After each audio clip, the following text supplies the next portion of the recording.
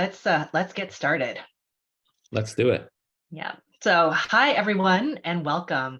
I am Karen Chan, project lead and executive with ADAPTOVATE. Before we start, we have some housekeeping items to mention. Our webinar is being recorded. You would have seen the warning come up when you joined, and our session will be shared afterwards. Our topic today is the energized few and the exhausted many. And I'm very excited to have this conversation with my very special guest, Ghaleb El Masri, partner and managing director at ADAPTOVATE. Thanks, Karen, and hi, everyone. It's a pleasure to be here today. So ADAPTOVATE is a global consulting firm with over 140 people across 9 offices, specializing in organizational agility and change management. Our session today will start with a fireside chat between Ghaleb and myself, followed by a Q&A. Throughout the session, we encourage you to ask questions via the Q&A function, or you can send them privately to our host, whichever makes you feel more comfortable. And we're going to get through as many questions as we can in the time that we have. And we do have a few pre-submitted questions as well. So Ghaleb, our topic today is one that you posted about recently on LinkedIn, the energized few and the exhausted many, senior leaders, burnout, and strategic mindsets in a volatile world. Thanks, Karen. Yeah, the pace of change in the world today is really straining past models of leadership and management. And that's a bit behind that topic and what I've been posting about. So I'm really looking forward to digging into this further and talking about it with you today. It's one that's generating a lot of buzz and a lot of conversation out in industry.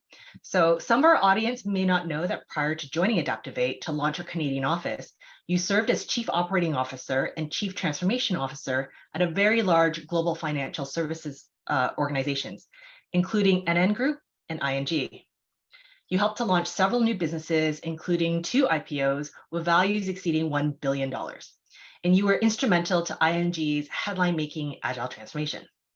Well, thanks for that introduction, Karen. And it's true, I did start my career with ING, and this was back in 2009, so really at the beginning of the financial crisis. And as you can imagine, it was a period of great change. ING was one of the world's largest companies at the time, and it went through probably what was one of the world's largest restructuring programs ever, divesting most of its non-bank businesses. So I really cut my teeth as a leader during that period of crisis, and it forced me to really quickly find ways and crystallize practices to manage stress and burnout very quickly. And this early immersion in volatility, I think, gave me a strategic advantage when the tides turned later on and the company entered a period of growth, innovation, and market leadership. And a bit to your point, Karen, for those that might not be familiar with ING was a front runner in embracing agile ways of working across the bank and across the organization, and rapidly transforming itself into one of the most digital, innovative, and customer-centric large banks in Europe. And this is a few years after it really was at the brink during the financial crisis. I was a GM engineer during the automotive crash in 2008, and I remember the financial crisis of 2009. A lot of change everywhere, a lot of uncertainty across many industries, not just in financial services. Working with executives and teams during that time of political and economic instability couldn't have been easy. And I like that you saw it, like we've talked about this before, and you talk about it as a learning opportunity. You saw that time of change not just as a challenge, but like something to learn from. Can you tell me a little bit more about the things that you did?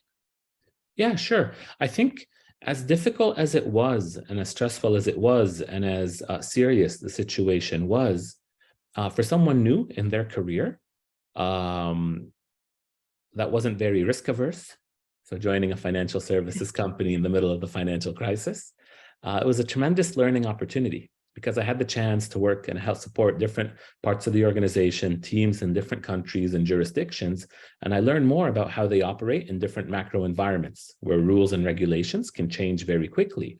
So for example, in Eastern Europe, political and regulatory stability was a really big factor. These are things we sometimes take for granted in other countries and other places in the world. So acts proposed by the ruling party or changes in regulation meant that the organization had to quickly also change and deliver change to implement those changes. So there potentially might be new things we had to do every month as a result of these political or regulatory changes. So imagine trying to have these beautiful plans for 3 months or for a year when every month there was a new burning platform or a new burning issue you had to address. And in this case, change was being forced onto the organization frequently and unpredictably. And the organization had to find a way to respond or literally lose its license to operate. We're talking regulatory changes here. So responsiveness to assessing and acting on a change due to external stimuli becomes a very important characteristic of the organization. So, if you take a step back, you start asking yourself, how do you plan for the unpredictable along with the work you plan to achieve? How do you find a way as an organization to deliver on your targets and committed deliverables for the year while also accommodating this disruption that you also have to tackle? And it's not an easy thing to crack, that's for sure. No, I mean, we talk about adapting and change happening. And, from my time in manufacturing and now in Agile, there's being responsive, there's being adaptable, and there's a difference between being proactive about it or being reactive about it. Because being reactive is firefighting, and that can be draining. Proactive is what we're talking about today. And when I think about this, all your experiences in adapting to change, whether it was organic or forced, more forced than not in those during that financial crisis, all those experiences take us now to today, where you use those experiences to help senior leaders address their cognitive and emotional load. We know that in the work that we do, we know that it's really about people and behavior. And we know that delegating that decision-making downwards will help leaders decrease stress and decision fatigue at the top, while simultaneously energizing and engaging employees at all levels. That's right, Karen. I studied the sciences when I was in university.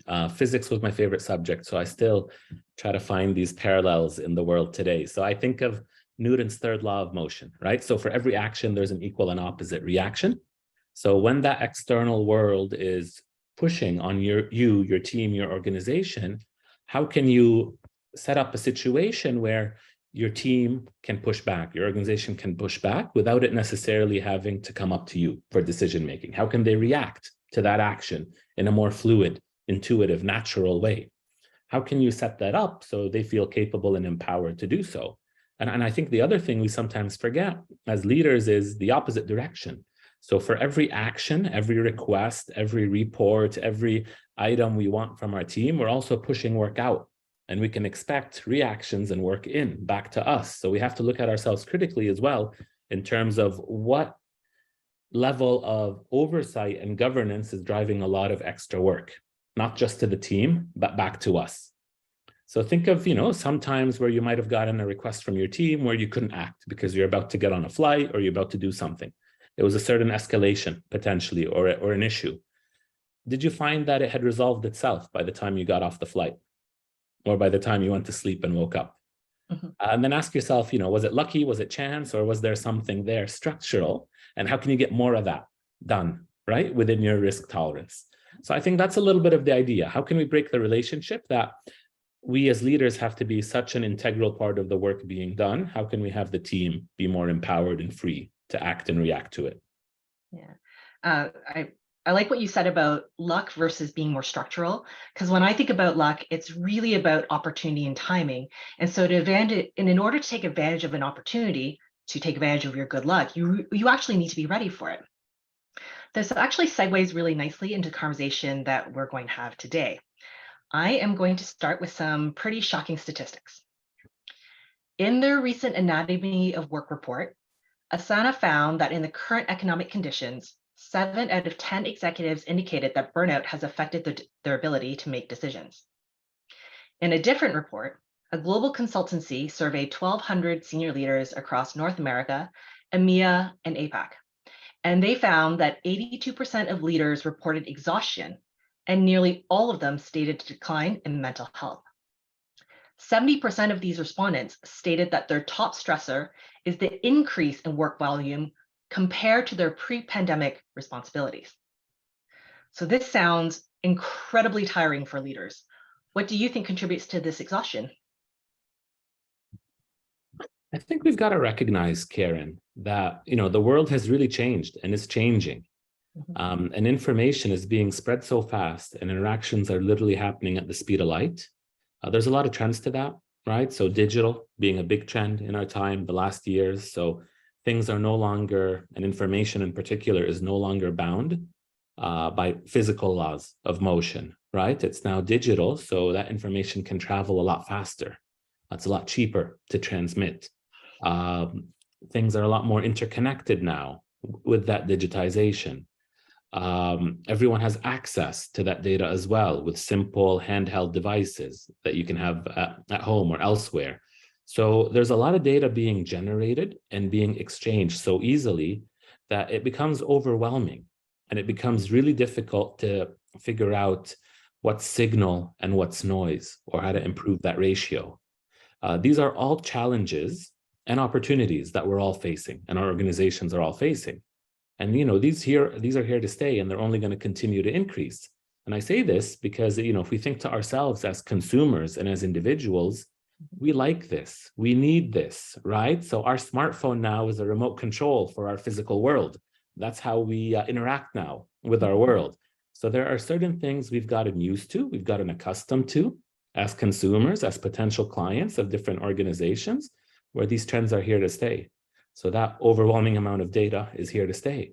So how can you start thinking about parsing through that? How can organizations find ways to make sense of all that data to make good decisions? Well, there's some technological innovations to help with that in terms of analytics and processing and AI and machine learning, but some things are also people and process driven. And as a leader, it's critical that you find a way to improve your signal to noise ratio so you have the time to focus and to carve out the time for you to make the really critical decisions that only you can make, and not to be overburdened with all the other noise that you need not necessarily be tackling or be looking at. I want to get into this a little bit deeper. So at ING, you started at an entry level and you were promoted 6 times in 7 years into the C-suite. So as your career progressed from entry level to that very senior leadership position, what was your experiencing in balancing that signal to noise ratio? Like, how did you build that muscle to manage the cognitive load when that load was increasing so quickly and probably exponentially with every role change? Yeah, so while I'd like to say it was easy, and I knew exactly how to do it from the start, it was really something I had to struggle with for some time and figure out. So in addition to those role changes, I also had, in my 10 years there, 16 different managers. So essentially a new boss, a new manager every 8 months. Wow. So talk about a personal adjustment, right? So by having to constantly adjust and adapt, you're also trying new things, getting used to different management styles, looking to then adopt or discard what you think might work and might not work, and then try that on your team as well, and try to find the right way of working with your team. So it was a huge pace of change for me personally, but I think that's really emblematic of how fast the company was changing. The pace of change at the company and the environment I found myself was really tremendous, because at first we were looking to stabilize and even save the company, but then once that was achieved, really switching gears towards growth and opportunity. So it was a really complex period, a lot of moving pieces, a lot of factors really driving cognitive overload for me that I had to figure out and work out. But I think one thing was around the fact that it was a turnaround situation. So stakes were really high. There's emotional pressure and hard consequences that go with that, and stress. I think in addition to that, internal challenges. So because it's such a serious situation, change management was more difficult because internal morale was affected. It was a very murky, unclear period. External challenges, so political, regulatory, economic, during that time. And then also complicating it further was the international scope. So how do you coordinate across different time zones and different cultures, which introduces complexity as well. So like, it's a very tough environment, so much uncertainty, only so much that you can control. The things you can't control with the changing leader, like every 8 months, external factors and all that, like it's just really tough to balance all that while also with working with your team, because everyone is looking to you for direction and guidance and reassurance, to be quite honest, right? So how did you approach those circumstances, trying to balance up and down and all around, basically? Yeah, well, at first I worked harder not smarter, right? Unfortunately. So, I tried to boost myself up for that heavy workload, and I took it as a matter of pride and personal challenge. And I said, I'll just work harder to make sure everything gets done the right way, that my team knows exactly what they should do and how they should do it, and for me to be involved in everything. And I justified it to myself by saying, well, hey, an 80-hour week is really like 2 years of work experience. So it'll get me to where I want to go faster. Back in the day when years of job experience mattered in a job profile and a job description, or mattered more, let's say. So that's a bit how I justified it to myself. But as the saying goes, those who don't delegate don't get to go home to dinner. So my wife gave me some strong encouragement around that point, and around delegating, and around finding some smarter ways to work. And what I found was that the more controlling I was, the more others relied on me as a safety net. So in a way, it became a crux. And then it led to a vicious cycle where I had to end up doing more and more. Mm-hmm. So in trying to find what works and how to improve, I also looked to get some guidance as well. So from mentors in the organization and outside of it, who might have been in my shoes before and may have had similar challenges. And I think that was really helpful and really valuable, because through that, I learned a few different ways to look at the world, but also to try to better articulate some of the things I was finding that worked and didn't work, and be more conscious and aware of it. And I think that came to be called later on more of like an agile leadership mindset, that term. And really, that's just a way of working smarter with your team to get what really matters done. So this really helped me change how I saw things and what that new interaction model, that new contract, that new compact with your team can be. So broadly, that falls under like agile. I don't want to dive into what agile is, because that's a term that's very buzzwordy and many people are very familiar with it. However, I want to press in on something else you said. You talked about the agile leadership mindset. So what is that exactly? Yeah, I think it's about how we can change our state of mind and our perspective on the world to be more flexible, to be able to react to whatever life throws at us. And I think it's really important we start with ourselves first before we think it might work or be adapted to others. So what were some practical things that meant? So I think first off, it was more about becoming a better listener. So really focusing on what another person is saying, trying to understand not what they're saying, but also why they're saying it, where they're coming from, and not so much being preoccupied with the next smart thing I wanted to say, and to retort to that. So it was really about focusing and being in the moment there. And then that taught me some impulse control, and to really be deliberate around my responsiveness as opposed to just reacting. And that later progressed to more mindfulness. So really trying to be in the moment, achieving focus, not forgetting why you're there, but really focusing on the other and what that's, where they're coming from. And then a few other things I tried to build on that through my journey was like micro meditation. So I tried some small bursts of meditation each morning, tried long walks as well, walking meetings and so on. But the idea was, how can you get a bit more in tune between your mind and body to let you feel more at ease, to put you in a better position to deal with changing circumstances, to be more flexible, to be more agile. And I think all of those factors put together really led to me having greater self-awareness in where I was, how I was operating, and how others were perceiving me. And that helped me gradually begin to then step out of it and see how I wanted to shape my identity as a leader towards my team, towards the organization, and how I can then empower them to become experts because of having such strong alignment with me. So I think those are some ways how I would define an agile leadership mindset and ways I worked on it. And I think that change in me could then allow me to help introduce some practices and some perspectives to my team.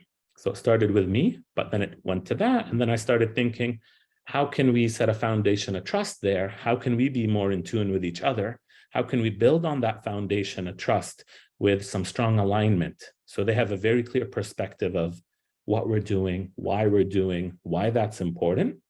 And then with that, to then start experimenting with some delegated decision-making. So seeing what works, seeing what doesn't, and then adding more and more responsibility and decision rights for the team.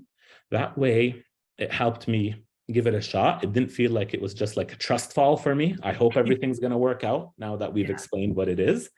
but we could take it stepwise, test and learn, and see where in a low risk way we could change the balance in our way of working, so the team felt more empowered to do more and decide on more without me having to be a bottleneck or me having to decide.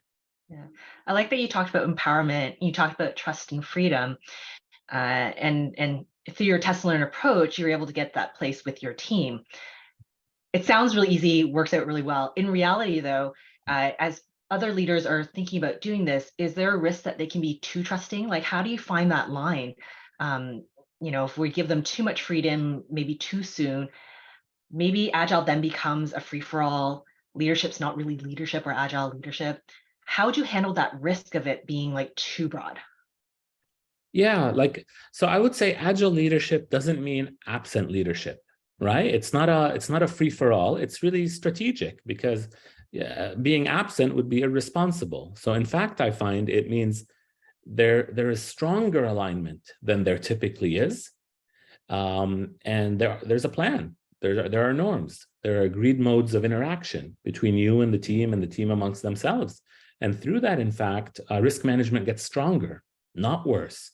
That's sort of initially the counterintuitive, I think, message there, right? So what I would say is, as a leader, we're exchanging strong alignment for team empowerment. So if we can really set that strong alignment, that will then allow the team to be more empowered and autonomous in doing their work every day, because that alignment is there, that direction is clear, why we're working on and what it is and why it's important is known. So, I think it's about striking the right balance, because if everything is going to need a decision and everything has to be taken up the decision tree every single time, you'll never be in a position to move fast like you need to in the environment today. It also means that as leaders, we're always involved in all the decisions, which means that they're all just as urgent. So we're left with having to make decisions across the spectrum, instead of just leaving ourselves with the ones that only we can make and the ones that we don't want to burden our team with, which really would be a much more effective use of our time and more impactful for our organization. I think that's a nice callback to your earlier comment about not wanting to be the bottleneck. So if all the decisions rest with you, you become the bottleneck, and it does actually take longer. So by delegating that decision making, we reduce the number of handovers, we reduce the number of decision gates, and things really do go faster.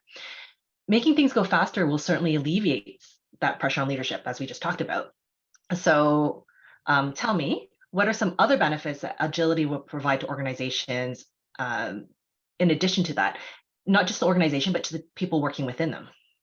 Yeah. So two that immediately come to mind, if we're thinking internal to the organization, is employee engagement and also productivity. So there's a lot of studies that have been done around engagement, and you can, perhaps think back to roles where you've been really inspired and you felt, you were in a state of flow. Things were clicking, and it wasn't just for you, it was for the team. It was a high-performing team, and you were getting things done. There's 3 components that these studies point to in terms of really achieving maximum performance and maximum satisfaction from your work, which is 1, do you have a clear sense of purpose? Do you know how you're contributing to some overarching mission, goal, something of impact that matters to you? So is there a clear purpose to what you're working on? Do you have an opportunity for mastery? That's the second point. So is there the opportunity for you to continue to develop and improve and progress on your skills? Think about setting new bests, right? And finding a next level of expertise. So that's rewarding, progressing and being able to progress and being in a situation where you can progress. And then third is autonomy. So do you have some degree of freedom to decide how things should be done? That is rewarding, because then it engages you cognitively to be a bit more creative and to find ways to get things done. And that's also rewarding. So those 3 components really lead to a lot of satisfaction in the workplace, which then drives employee engagement. And a lot of these principles around agile leadership and delegation and these models of delegation are inherent, and they allow these 3 factors to come out. So that's why with agility and with business agility and with delegated decision-making, you can increase employee engagement. And I think when you have more engaged employees, this takes me to the second benefit area, which is productivity. Mhm. That in and of itself will lead to additional productivity for the team and the organization too. So I'm an engineer. I like equations. So summarizing the highlights of your conversation or your answer there, what I heard was purpose plus mastery plus autonomy equals organizational agility. Is that right? Yeah, that's Yeah. right. Good. So have you seen any cases where organizational agility increased that employee engagement? Like, give me a real example here. Yeah. So I think one example I can think of now comes from the public sector. Mhm. So it was a government department. It was during COVID. So COVID disrupted how they were doing things, how they were operating, how they were processing the different types of services they were responsible for. So the wait times really increased, and they weren't able to serve their communities effectively. And they were getting negative feedback, and this was leading to lower impact for the organization and much lower morale for all the employees of the organization. So this organization really wanted to help change their internal way of working to help increase their organizational agility, to help address some of those long lead times, long wait times, the quality of services, but to also help boost that morale again and the employee engagement. So some of the things we did to help this client was we worked with each team to align them to a common objective, to really make transparent how the work they're doing at a team level ties to the overall organizational mission and the impact. So once again, the purpose, making the purpose very clear. Mhm. With that, we help them to then plan and prioritize their work in shorter cycles with a roadmap. And then in setting up those teams to work together on that plan, and then coaching them and mentoring them through this prioritization and breaking work into smaller chunks, help them begin to build more and more of an expertise in what they were working on, because they're working on it together for a longer period of time. So going to that point of mastery as well. And then with that and that strong alignment, giving them some autonomy as well to then address some variables that might come up where not everything was initially planned for as well. And by running these experiments with the team, seeing what worked, seeing what didn't, and finding a way to continuously improve, the results were pretty amazing. So they were able to improve their planning and prioritization by 90%. They were able to improve the lead times and the delivery times of their services as well. And then they were able to increase their team productivity, so before and after, by 72%. And in the survey results, qualitatively as well, their stress levels, like team stress, they also indicated had gone down a lot as well. So this is just one example I can think of where employee engagement can be driven by some of these organizational agility measures with a focus on that equation you're repeating before, right? So purpose, mastery, and autonomy. That's awesome. If you can get 72%, like that's pretty awesome. Okay, so that's an example of how organizational agility will help leaders and teams. What are some other benefits of agility? One tends to be client satisfaction. So as you can imagine, remember, it's strong alignment in exchange for team empowerment. So when you've got strong alignment, and as a leader, you're spending a lot of time with your team on the mission and why the team is doing the work that they do and why it's important to the organization, to the client, you're establishing a stronger connection and link between them and the end client. And they are then looking to organize their work according to value to that client, because you've made that persona very clear to them and you've articulated why their work is so important to that client. So then you start prioritizing value of work to that client. And as you can imagine, if the client is receiving more things of value sooner, their satisfaction is going to increase. And there's a recent study by BCG I came across on Agile ways of working. And what they said was that when organizations adopted business agility practices, they saw a 20% increase on average in customer satisfaction, in addition to faster delivery speeds as well to the client. That's great. So I heard some phrases, some jargon, like faster speed to delivery and enhanced client satisfaction. And it sounds really good, but doesn't really quite paint as clear a picture for me as I would like. From your experience, I know you've done some really great things in your career. What are some stories that you can tell us about cases that you've seen where that was real? Okay, so let me try my best not to introduce any jargon, Karen. Apologies for that. No, so one example, actually, a really cool one, I think, was an organization, so one of the largest supermarket grocers, retailers. And what happened was when COVID started, their digital arm, so where you could order groceries online, saw a 10-fold surge in the number of orders and the volume of orders. So everything they had set up was not set up to deal with that change in volume and that influx. And the operating model that they had in place didn't accommodate that level of scale and the ability to then address that demand and to release products and features effectively, which could then help customers as well with everything they were now expecting because everything moved to digital. So we supported that client and their leadership to find ways to introduce flexibility, ways to introduce agility into their interactions, but also to the speed of how they were releasing new products to see what worked and what could help serve that wider customer base that were now demanding more and more things. So that meant we had to introduce a new governance, prioritization, and funding processes, which were more flexible than before, that could be allocated based on demand and what was required then, and setting up a new operating model in a way that teams then aligned and worked together that led to rapid iteration and development of new potential products that could then meet that demand and the changing customer demand as well. And then this led them to a host of digital capabilities they didn't have before that they could introduce very shortly thereafter, that then redefined how they interacted with their customers online, really increased client satisfaction through that ordering process, and then was also able to deal with the scale that was needed as well. So that's one example from COVID times and dealing more with digital fulfillment. I think, another cool example of how this can lead as well to faster times in decision-making is really around capital projects, right? So if you think of large capital projects, big investments, things you need to build, typically you don't think that it can be very agile. Once you pour concrete, you can't really re-pour it, right? So how would you test and learn and adapt? Well, you'll find out that for these large capital projects, and one example is an energy client we had, there's a lot of time upfront. So years and years of analysis towards the business case around a capital project you would invest in. And working with them on some organizational agility measures, we were able to support them in reducing by 85% the cycle time in that decision-making upfront. So really cutting months or even years of that time. And you can imagine the associated benefits if you can move a lot faster on these long time frame projects. Yeah, so those are really great examples.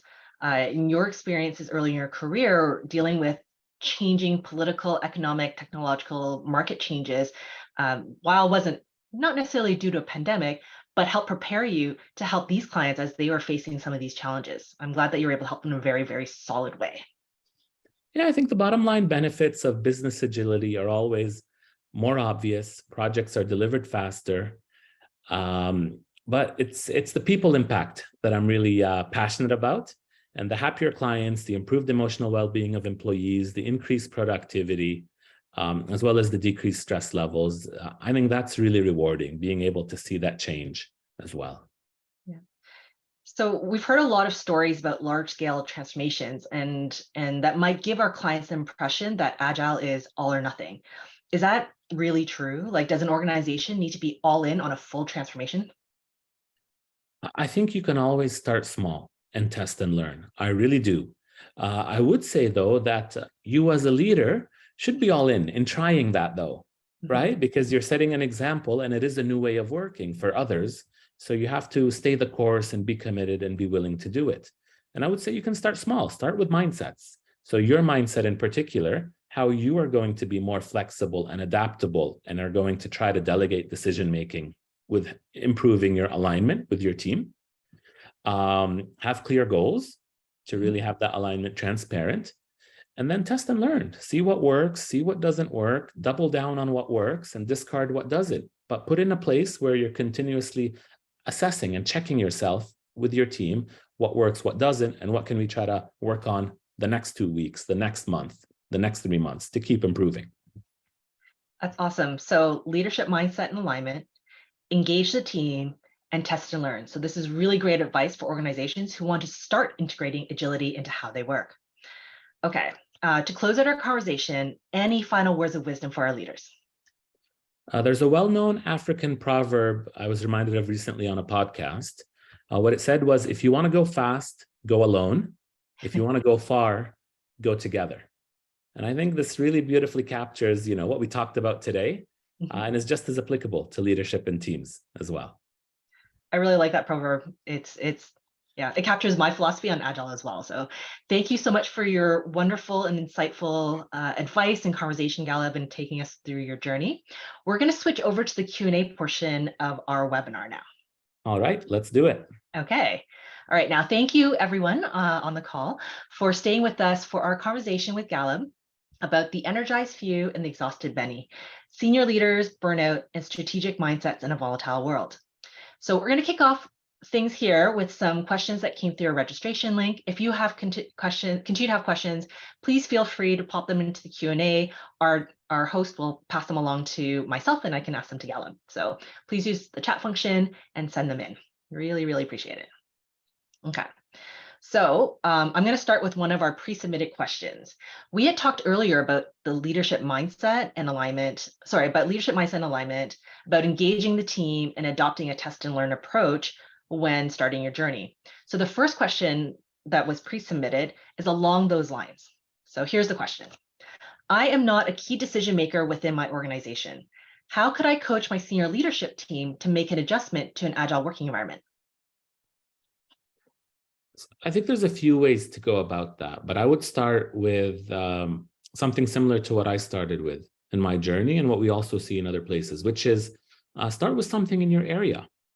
You need not wait for that before trying some of these practices in your area. So test and learn. See what you can do to help drive alignment with your team in your immediate working environment.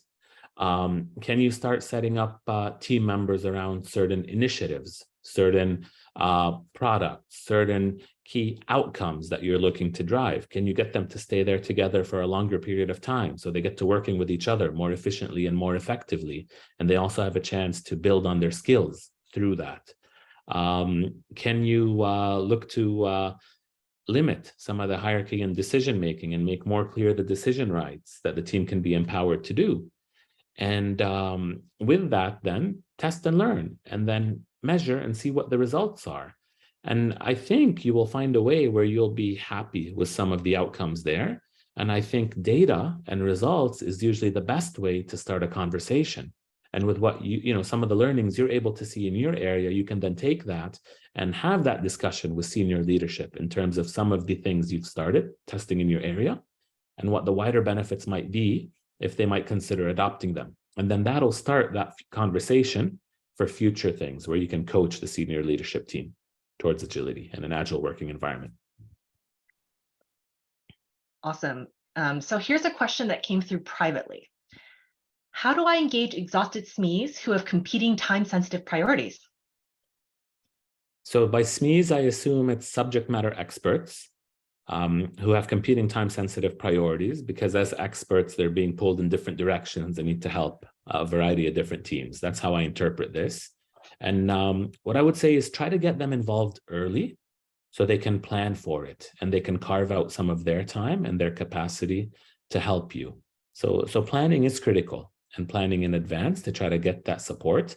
Align your planning with them, and then align also the way of interaction with them, what the interaction model should be. So for example, if you're going to be working very intensely with them for a short period of time, maybe they join your team for that month or those 2 weeks.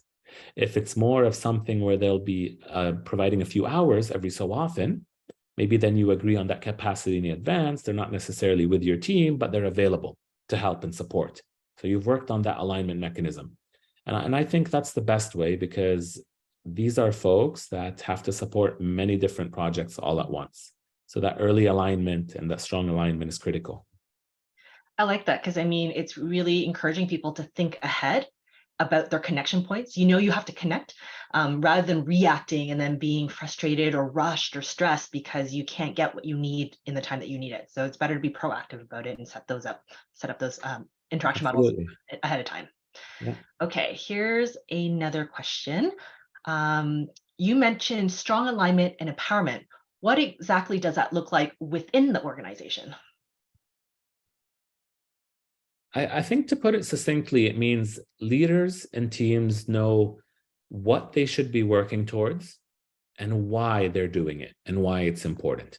And that's that strong alignment I'm talking about, because within that frame, then the team can be empowered to figure out how exactly they're going to achieve that.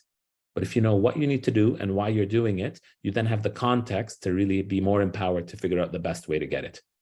Now, a good framework for that strong alignment, there are several, but a good one I found is called OKRs, or objectives and key results. So this is where you really think about the key goals, the key outcomes you'd like to achieve, and then what are the results that would indicate progress towards the outcome, and then being specific about it and clear about it. And then over the course of time with your team, the idea is that the work should be organized around achieving these results, which would mean achieving this objective, and you can measure your progress in time. And that's an indicator of how well aligned you are in achieving the mission and what needs to be done. Objectives and key results, or OKRs, is something that has gotten a lot of airtime recently as well. And organizations that are really able to understand that and implement that have seen great success with it. I think that's a topic for a whole other discussion. So maybe that's our next one. I'm trying not to put in too much jargon this time, Karen. Yeah, I like objectives. Again, I'm an engineer. I come from automotive. Everything was very clearly laid out and lined out. So I like objectives and key results for that. Okay, so I'm getting a note from our host that we have only time for one last question. So here we go. Now that you've adopted an agile leadership mindset and you're presumably not burned out anymore, what do you do with all your regained energy? Nice. So we get to end with a fun one. So I'd say spend more time with my kids. And my kids are 4 and 1 years old. So it does take a lot of energy. Energy I didn't think I had, but thankfully I have more of. But I'd say from a professional perspective, it helps me take a step back and to go to a previous point, try to focus on the decisions that only I should be making or that the team shouldn't be burdened with. So allowing me to take a step back and think more around some strategic topics, if not still tactical.